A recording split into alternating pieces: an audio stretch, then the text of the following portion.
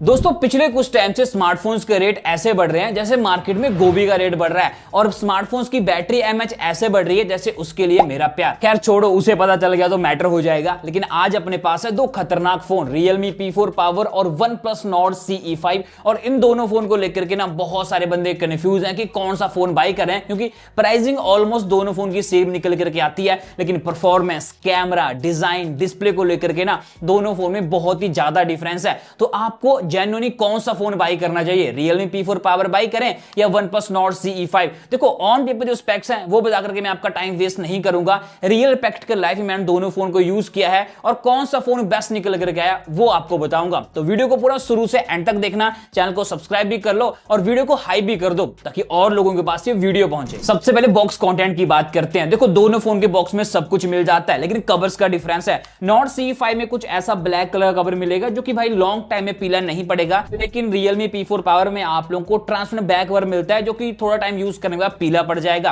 बाकी Realme P4 Power में 80 what की फास्ट चार्जिंग का सपोर्ट है, लेकिन बैटरी 10,001 mAh की मिलती है। वहीं पर CE5 में 80 वॉट की फास्ट चार्जिंग तो है, लेकिन बैटरी 7,100 mAh की मिलती है। मैंने दोनों फोन को फुल चार्ज करके टेस्ट किया है, तो Nord CE5 को पूरा फुल चार्ज होने में 50 से 60 मिनट लगते हैं, लेकिन Realme P4 Power को पूरा फुल चार्ज होने में 80 से 90 मिनट लगेंगे। और रही प्राइसिंग की बात, तो P4 Power 24,600 में मिल रहा है और Nord CE5 23,600 में। और दोनों फोन का डिजाइन सब्जेक्टिव चॉइस है, किसी को भाई Realme P4 का डिजाइन पसंद आएगा तो किसी को Nord CE5 का, लेकिन पर्सनली मुझे यहां पर दोनों फोन के डिजाइन अच्छी लगे। बाकी बैक और साइड की फ्रेम दोनों फोन की प्लास्टिक की है, लेकिन Nord CE5 बॉक्सी डिजाइन में आता है और Realme P4 Power आपको कर्वी डिजाइन में मिलेगा। हाथ में होल्ड करने पर ज्यादा भारी P4 Power है क्योंकि इसका वेट 225 ग्राम और Nord CE5 का वेट 199 ग्राम है। बाकी इन हैंड फील में जो फिंगरप्रिंट के निशान वगैरह हैं P4 Power पर ज्यादा आते हैं। वैसे है भी ये मैटी फिनिश में, लेकिन हल्का सा ग्लॉसी है। Nord CE5 में ऐसी कोई प्रॉब्लम नहीं है, लेकिन दोनों में ही सबसे बड़ी प्रॉब्लम है इनके सिंगल स्पीकर। अब भाई इस प्राइस पर OnePlus और Realme को पता नहीं दिमाग में क्या आया कि भाई सिंगल स्पीकर दे दें,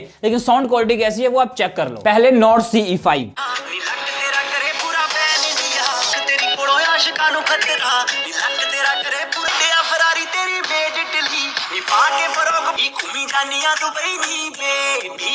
अब Realme P4 Power,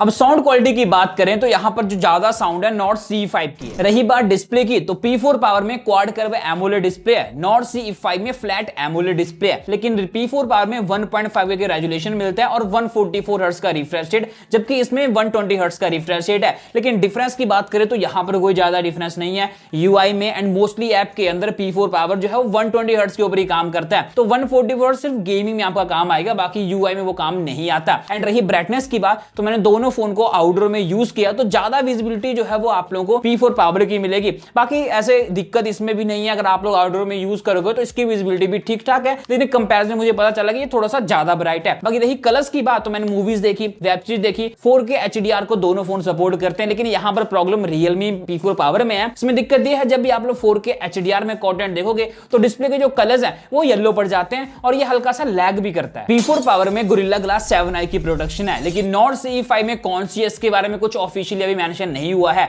लेकिन आप दोनों फोन के ऊपर अच्छी क्वालिटी का टेम्पर्ड ग्लास लगा ही लेना। बाकी रही चिन बेजल्स की बात, तो दोनों फोन में आप लोगों को फुल व्यू डिस्प्ले जो एक्सपीरियंस है वो मिल जाएगा, लेकिन यहां पर आपको अपना चूज करना पड़ेगा कि आपको फ्लैट डिस्प्ले चाहिए या क्वाड कर्व डिस्प्ले। अब बैटरी बैकअप की बात करें तो P4 Power में आपको 17 घंटे तक का बैटरी बैकअप मिल जाएगा और Nord CE5 में 13 घंटे तक का, और ये हैवी यूज की बात कर रहा हूं। नॉर्मल यूज के ऊपर P4 Power 2 दिन तक का बैटरी बैकअप दे देता है और OnePlus 1.5 दिन का। सॉफ्टवेयर की बात करें तो P4 Power Android 16 में आउट ऑफ द बॉक्स आया था Realme UI 7 के साथ, लेकिन OnePlus Nord CE5 में Android 15 मिला था, लेकिन अब इसमें भी Android 16 का अपडेट Oxygen OS 16 के साथ आ चुका है। इसमें आपको 4 मेजर एंड्रॉइड के अपडेट और 6 साल तक सिक्योरिटी पैच के अपडेट का सपोर्ट मिलेगा, एंड Realme में 3+4 ईयर का सॉफ्टवेयर सपोर्ट है। तो सॉफ्टवेयर सपोर्ट वाइज दोनों फोन आप लोग सिमिलर ही मान के चलो, क्योंकि ये पुराने के साथ आया था और ये नए के साथ। बाकी देखो UI की बात करें, फीचर और कस्टमाइजेशन की, वो दोनों के अंदर आपको बढ़िया देखने को मिल जाते हैं, लेकिन एक चीज है जो ज्यादा स्मूथनेस है, ज्यादा मजा है, वो आपको Oxygen OS 16 के साथ आएगा, एनिमेशन वगैरह का भी, और इसमें कोई अनवांटेड एप्स वगैरह, बूले वगैरह आपको नहीं मिलेंगे। जबकि Realme P4 Power में